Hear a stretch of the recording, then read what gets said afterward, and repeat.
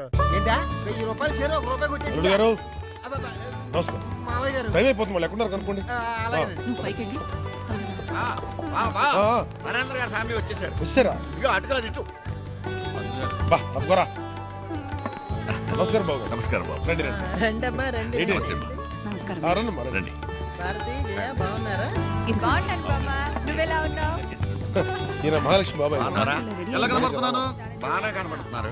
మరెందుకు అడిగావు? పొరపాటు అయింది, రండి. చేస్తుందేంటి? వస్తున్నారు. రండి, ఎందుకన్నావు? ఆ బుద్ధిలా కన్నాను, రండి. పక్క తప్పుకో. దండోరా బాబు. నమస్కారం అండి. మురళి ఏంటి హీరో, హీరోయిన్ తో కబుర్లు చెప్పొస్తున్నావా? లేదు పిన్ని, రెడీ అయి వస్తున్నాను. అమ్మా, తమ్ముడు రాలేదా? ఎవరో ఫ్రెండ్కి నోట్స్ ఇవ్వడానికి వెళ్ళి ఎంతసేపటికి రాకపోయేసరికి ముహూర్తానికి టైం అవుతుంది. మేము బయలుదేరి వచ్చేసాంరా. మేము దిగంగానే ఇంటికి కారు పంపించేలే, వాడు వచ్చేస్తూ ఉంటాడు. సరే బాబు ఒకసారి వెళ్ళారా? ఇప్పుడే వస్తానమ్మా. ఏంటి బాబాయ్? నువ్వు ఎందుకు బాబు ఇక్కడ? అందరి కళ్ళు మంచి కాదు. నువ్వు వెళ్ళి గదిలో కూర్చొని పిలుస్తాను కదా. సరే వెళ్ళి కూర్చో. మావాడు సరే, మీరేంటి పెళ్లి కొడుకులా తయారయ్యారు? అమ్మా ఒకసారి రా అమ్మా. ఏంటి?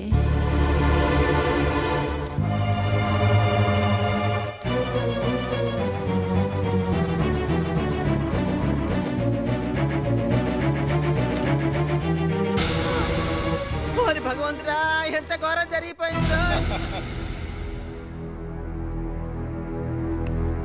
ఏమైంది? మాట్లాడరే.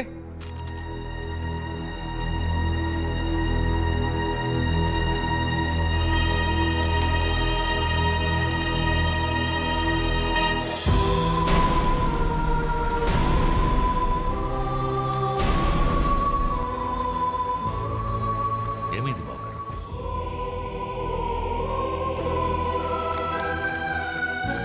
డాడీ, నేను ప్రకాశ్ వెళ్ళిపోతున్నా. మా గురించి ఎవరు వెతకద్దు.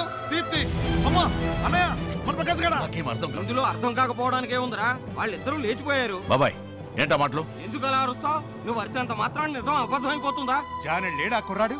ఎంతకి తెగించాడు? మావాడు తెగించాడంటావేంటయ్యా? ఆ అమ్మాయి సై అనకపోతే ఇలా జరిగి ఉండేదా? అంటే తప్పు మా అమ్మాయిదంటావా? కాక ఆ ఉత్తరం రాసింది ఎవరు? నాకు మొదటి నుంచి ఈ సంబంధం ఇష్టం లేదు. పెద్దమ్మాయి ఏమో ఎవరినో ప్రేమించి జరగాల్సిందంతా జరిగాక మనోడిని కట్టుకోవడానికి సిద్ధపడింది. పెద్ద మనిషి పట్టుమని 10 రోజులు తిరగకుండానే చిన్న అమ్మాయి వీడితో జెండా ఎత్తేసింది. ఏం పెంపకరా బాబు. బాబాయ్, ఏం మాట్లాడుతున్నావు? నీకు అసలు ఏం తెలుసని మాట్లాడుతున్నావు? వాళ్ళమ్మాయి ప్రేమించింది ఎవడో కాదు, మన ప్రదీప్నే, మా అన్నయ్య కొడుకునే.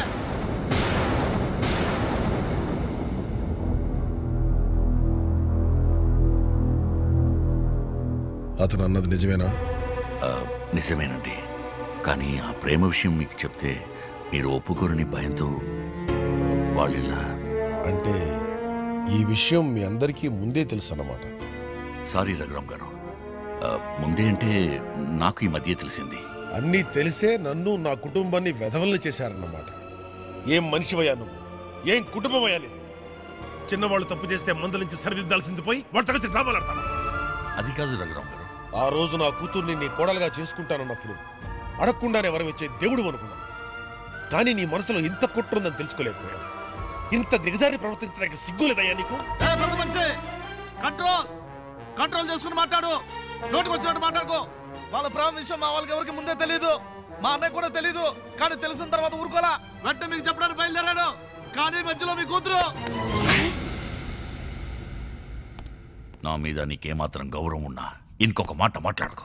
డాడీ, సారీ బాబాయ్. అంకుల్, మా సంగతి వదిలేయండి. ముందు వాళ్ళు ఏమయ్యారో ఏంట్రా నువ్వు నాకు నీతో చెప్తున్నా? ఇప్పటి వరకు నువ్వు చేసిన మోసాలు చాలవా? ఇంకా ఏమైనా మిగులున్నాయా? నా కన్న కూతురుతోనే నాకు వెన్నుపోటు పిడిపించావు. నా ప్రాణ స్నేహితుడితో పాటు నన్ను నా కుటుంబాన్ని పిచ్చోళ్లు చేసి ఆడించావు. అసలు ఈ రఘురామ్ అంటే చంపేస్తాను. మాట్లాడకండి. ఇంకా ఏంట్రా అలా చూస్తూ నిలబడ్డారు? Get out of my house.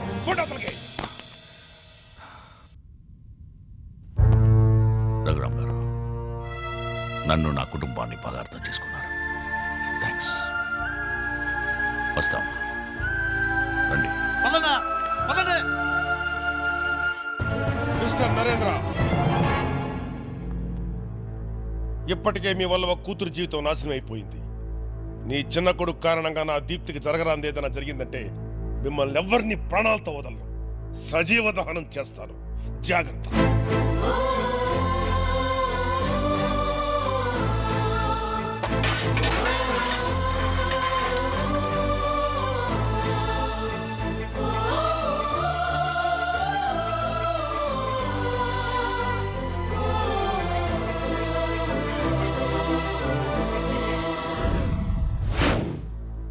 ఒక స్నేహితుడిగా ఇప్పటి వరకు నేను ఏమీ అడగలేదు, ఫ్యూచర్లో కూడా అడగను. ఈ రాస్కెల్ని మాత్రం వదలొద్దు. వాడు ఏమైపోయినా పర్వాలేదు, కానీ నా బిడ్డ మాత్రం సేఫ్గా నా ఇంటికి చేరాలి. ప్లీజ్.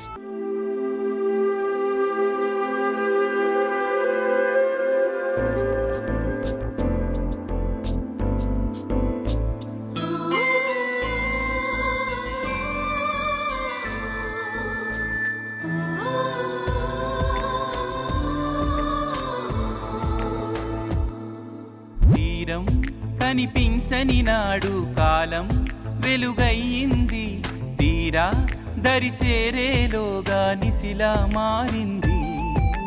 సత్యం శిరసెత్తిన వేళ స్వప్నం తలదించింది, సాయం అందిస్తానంటూ గాయం చేసింది.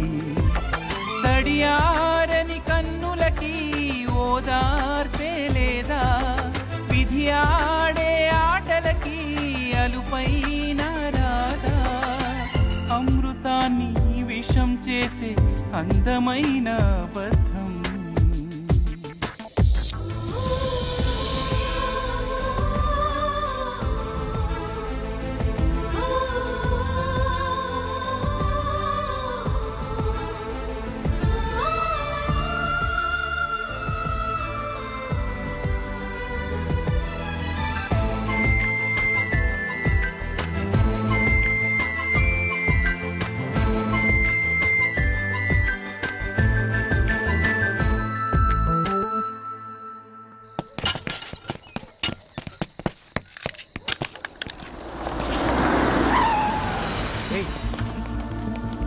ప్రకాష్ కనిపించాడా? ఇప్పుడే ఫోన్ చేశాడన్నా, మమ్మల్ని వెంటనే రమ్మన్నాడు.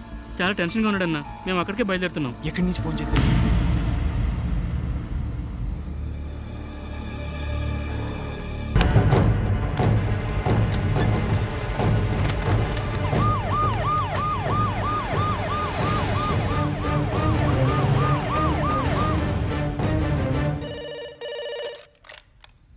హలో, నేను రా. చెప్పరా, ఏమన్నా తెలిసిందా? ఆ కుర్రాడు దొరికాడు, కానీ మన అమ్మాయి ఏమైందో తెలియదు అంటున్నాడు. ఇప్పుడు వాడు ఎక్కడున్నాడు? అఫ్జల్గంజ్ పోలీస్ స్టేషన్లో. 10 నిమిషాలు అక్కడ ఉంటారు. వాడి పేగులు బయటికి తీసి నిజం కక్కిస్తాను. వాడి వదలను. అవతల వాళ్ళు కూడా తక్కువ వాళ్ళేం కాదు. ఆ అబ్బాయిని స్మూత్గా హ్యాండిల్ చేయమని ఐజీ దగ్గర నుంచి ఫోన్ వచ్చింది. నువ్వు స్టేషన్కి వెళ్ళి గొడవ పెడితే మొత్తం రప్చర్ అవుతుంది. ఆ తర్వాత మేము కూడా ఏం చేయలేని పరిస్థితిలో పడతాం. ఓకే? అలాగే. ఏమైందండి? వాడు దొరికాడు, కానీ అమ్మాయి ఏమైందో తెలియదు అంటాడంట.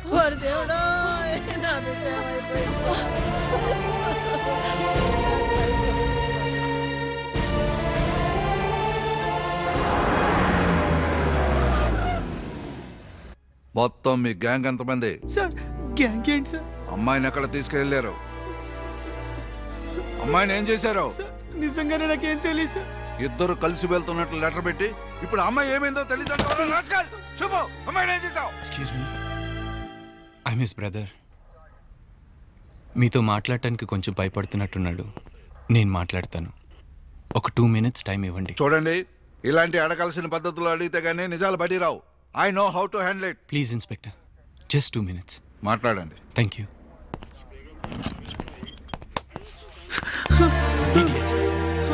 ఎంత పని చేసావురా? ఈ వయసులో నీకు ప్రేమ కావాల్సి వచ్చిందిరా? నువ్వు కూడా అలా అంటావేంటన్నయ్య? మరి నువ్వు చేసిన పనికి ఇంకెలా అనమంటావురా? నువ్వు అనుకున్నట్టు అలాంటిది ఏం లేదన్నయ్య. మేము ఇంట్లోంచి వెళ్ళిపోయిందే మీ పెళ్లి ఆపడం కోసమే అన్నయ్య. పెళ్లి ఆపడానికి? అవునన్నయ్య, ఈ పెళ్లి నాకు దీప్తికి ఇష్టం లేదన్నయ్య. పేదోడో గొప్పోడో మా అక్క ఒకరిని ప్రేమించింది. దానికి ఒప్పుకోకుండా మా నాన్న ఇంట్లో వాళ్ళందరూ కలిసి బలవంతంగా మీ అన్నయ్యకిచ్చి పెళ్లి చేస్తున్నారు. ఇష్టం లేని ఈ పెళ్లి చేసుకుని మా అక్క సుఖపడదు. అని దీప్తి బాధపడిందన్నయ్య. అసలు తప్పంతా నీదన్నయ్య. ఎవరినో ప్రేమించిన వాళ్ళ అక్కని మొహమాట పడి నువ్వు పెళ్లి చేసుకుంటా అన్నావు. అదే జరిగితే తను నేను వదినా అని ఎలా పిలవగలనన్నయ్య? అందుకే మేమిద్దరూ ఈ పెళ్లి జరగకూడదు అనుకున్నాం. దాన్ని ఆపడానికి ఇంతకు మించిన వేరే దారి మాకేం కనపడలేదన్నయ్య. ఎంత పని చేసావు రాఫు. వైష్ణవి ప్రేమించింది ఎవరినో కాదు, నన్నే. అవునరా, వాళ్ళ నాన్నగారికి ప్రేమ అంటే ఇష్టం లేదని ఇండైరెక్ట్గా ఆయన ఒప్పించి పెళ్లి చేసుకోవాలని మేము ఈ నాటకం ఆడాం. సారీ అన్నయ్య. నువ్వు కాదురా, సారీ నేనే చెప్పాలి. ఈ విషయం నీకు ముందే చెప్పకపోవటం నా తప్పు. ఇట్స్ ఓకే, జరిగిందేదో జరిగిపోయింది. అసలు దీప్తి ఏమైంది? ఆ రోజు ఇంట్లోంచి బయటకు వచ్చేసిన తర్వాత ఆటోలో కుక్కడపల్లిలో ఉన్న మా ఫ్రెండ్ సునీల్ దగ్గరికి వెళ్దామని బయలుదేరాం. మా ఫ్రెండ్కి ఫోన్ చేసి వస్తా, 2 minutes. బాబు ఇక్కడే ఉండు, ఇప్పుడే వస్తా. మేము వస్తున్న విషయం వాడికి ఇన్ఫార్మ్ చేద్దామని అమీర్పేటలో పీసీఓకి వెళ్ళాను.